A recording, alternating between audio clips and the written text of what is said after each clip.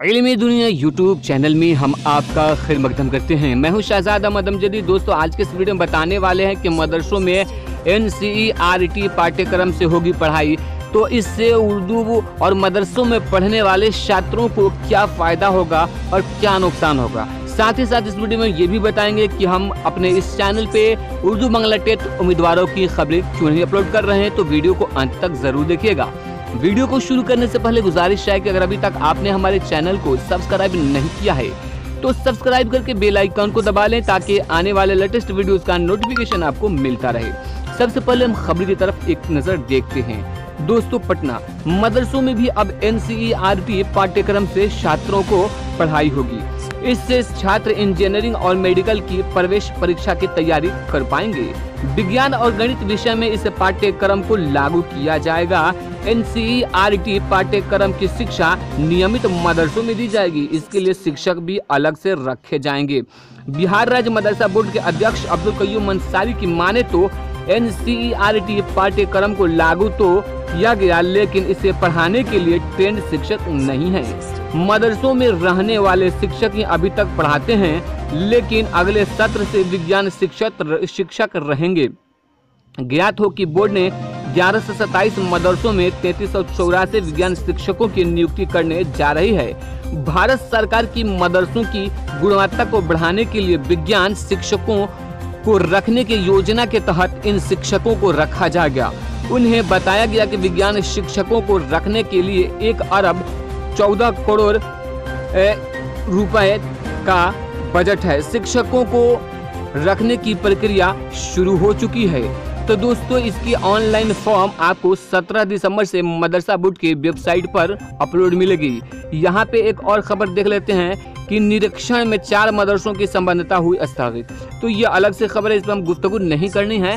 तो हम बात कर रहे हैं कि मदरसों में अब NCERT के पाठ्यक्रम से पढ़ाई होगी, जिससे मदरसा में पढ़ने वाले छात्रों के लिए जो उच्च शिक्षा हासिल करने की तरफ एक अच्छा फैसला है सरकार का, जिससे मदरसा में पढ़ने वाले बच्चे भी अब इंजीनियरिंग मेडिकल की तैयारी कर इंजीनियर और डॉक्टर बन सकते हैं।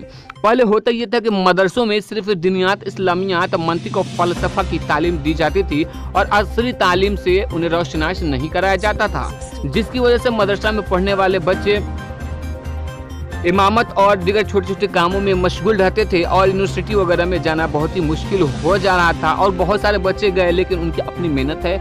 मदरसा का जो सिलेबस था वो इस लायक नहीं था, लेकिन पाठ्यक्रम लागू कर दिया गया था, लेकिन शिक्षण के लिए अलग से शिक्षकों की व्यवस्था नहीं थी। लेकिन अब शिक्षकों की व्यवस्था सरकार कर रही है और उसके तहत 3384 जो हैं विज्ञान शिक्षकों की बहाली की प्रक्रिया 17 अगस्त से शुरू की जाएगी, जिसका ऑनलाइन फॉर्म आप मदरसा बोर्ड की वेबसाइट पे अपलोड मिलेगा।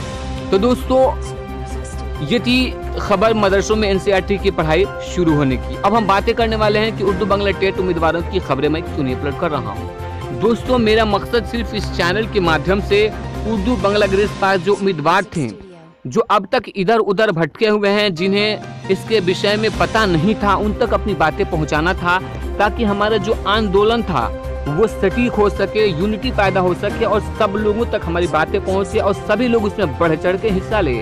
और जिसकी वजह से बहुत सारे लोगों ने इसमें जाना और इस उर्दू बांग्ला टेट अभ्यर्थियों के जो संघ है उसमें जुड़े और उसमें बढ़ चढ़ के हिस्सा भी लिया।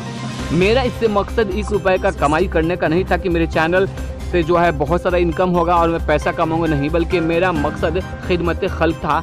और जिसके तहत मैं वीडियो को अपलोड करता था, डेली अपडेट करता था अपने जो साथी हैं सबों को, ताकि वो इसे समझ सके कि कहाँ तक मामला पहुँचा और क्या हो रहा है, तो उनको बातें पता चले और जो भी बातें वो आंदोलन में बढ़ चढ़ के हिस्सा लें।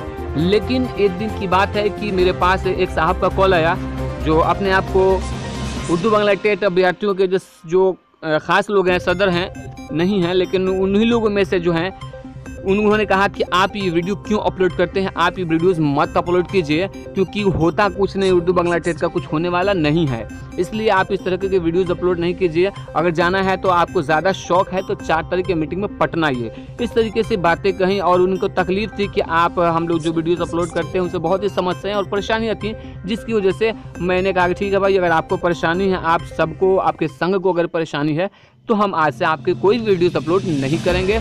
इस वजह से दोस्तों हम सबसे माफ़ी चाहते हैं कि हम वीडियोस अपलोड नहीं कर पा रहे हैं। वही खबरें अपलोड करेंगे जो अखबार वगैरह में प्रकाशित होंगी, उसके अलावा कोई भी हम खबरें अपलोड नहीं करेंगे। और क्षमा चाहते हैं दोस्तों। ये वीडियो पसंद आई तो लाइक कीजिए और ज़्यादा से ज़्यादा लोगों तक इस वीडियो को शेयर करके चैनल को सब्सक्राइब जरूर कीजिए।